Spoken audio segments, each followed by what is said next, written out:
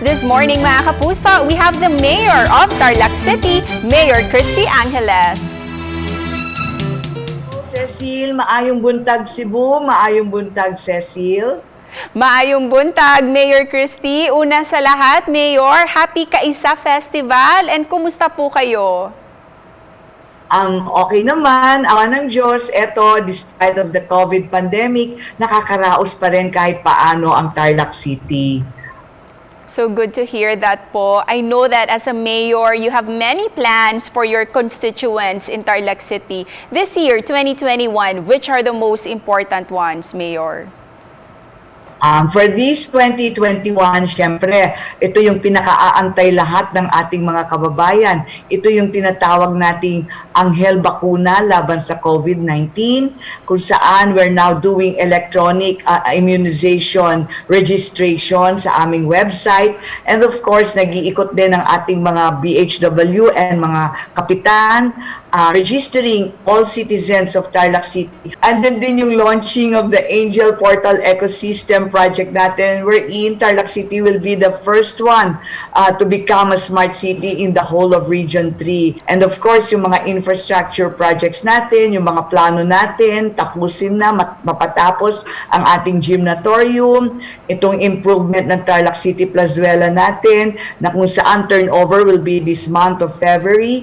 And of course, the many farm-to-market roads na itinutulong din sa atin ng national government. Tuloy-tuloy din ang serbisyo natin sa ating mga Tarlakenyo. Nandiyan yung ating libreng Animal Bite Center, yung ating libreng butika or Angel Pharmacy. Nandiyan pa rin yung pamimigay natin ng libreng school bag with complete school supplies itong darating na pasukan. Tuloy-tuloy din yung ating Angel Casket for this year, na kung saan yung mga mamamayapang mauuna sa atin mga ngailangan ng tulong in the form of an Angel Casket. We all give this for free.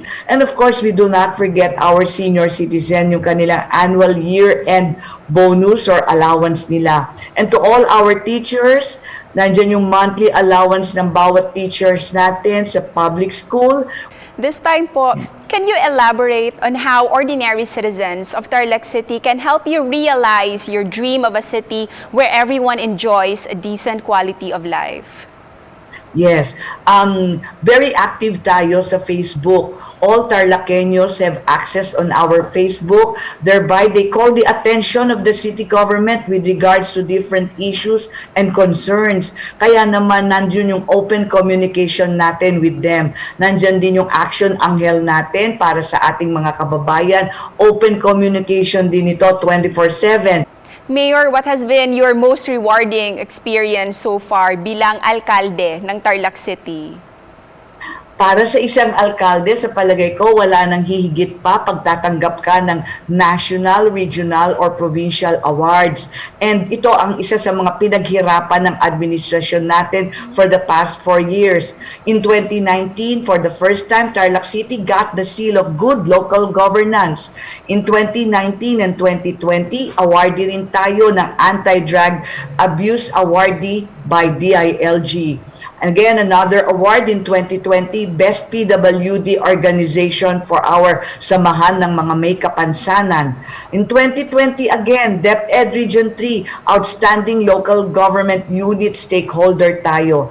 These are all awards na to which we can say very proud po ang Tarlac City dahil mga pinaghirapan po natin ang mga awards na ito.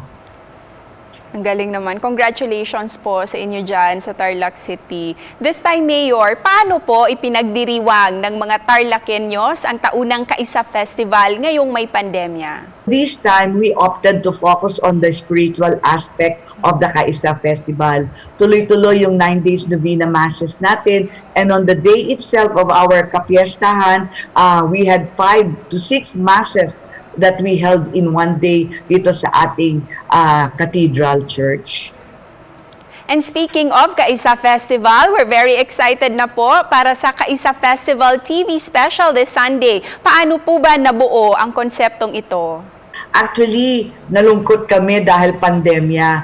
We cannot continue with the usual activities and festivities. But we would like to thank GMA Regional TV because in a way, mapapakita rin namin through this TV special kung ano ang meron ang Tarlac City. Para sa amin, this is one way we can celebrate our Kaisa Festival.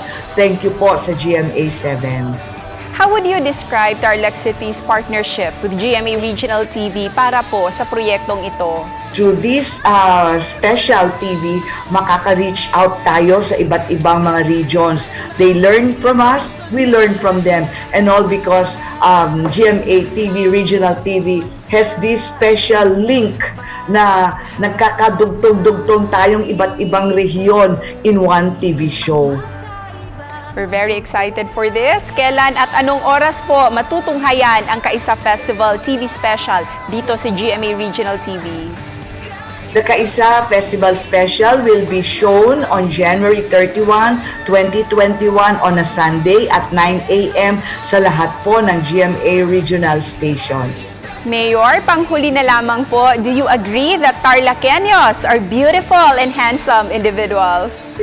Dito sa Tarlac City, may pagmamalaki namin. One of the first Miss Philippines in 1959 is Maria Cristina Galang and she comes from Tarlac City. Pagdating naman po sa mga kalalakihan, Cecil, I'd like to invite you, come and see for yourself ang gwagwapo ng mga Tarlaceños natin dito sa ating lungsod. Ano po ang mensahe ninyo sa ating mga kapuso na excited na to watch our Kaisa Festival TV Special dito sa GMA Regional TV? Sa lahat po ng ating mga televiewers sa GMA Regional TV, ni-invite ko po kayo, come and visit Tarlac City. You are all welcome to see our city, to enjoy our food, to visit the different beautiful places we can offer you in our city. And rest assured na mararamdaman nyo ang hospitality ng mga Tarlaceño dito sa aming lungsod. Daghang salamat, Mayor Christy, at happy fiesta po sa inyo dyan sa Tarlac City. Thank you, Cecil. Daghang salamat, Cecil.